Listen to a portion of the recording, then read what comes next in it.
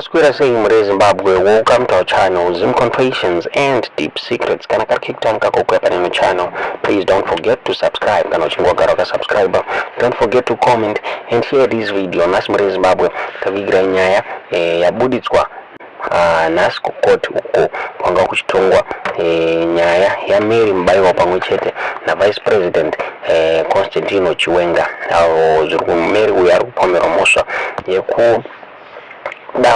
attempted murder on his ex-husband Constantino Chiwenga. Zvironzi Vice President Constantino Chiwenga vanga vari unconscious pavaka hospitalizwa South Africa muna July 2019 ende zvironzi doctor wavo havana kufara paakaflywa navo kuenda ku South Africa vakaendeswa kuhotel instead of kuendeswa ku hospital Mure Zimbabwe.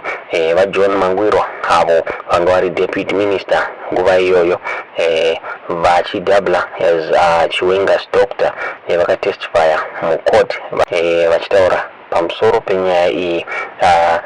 Ataura achidi every time Mary Mbaiwa paaivhizitira Vice President Chiwenga vaibva vaita non-responsive vobva vapinda mucritical condition Mure Zimbabwe.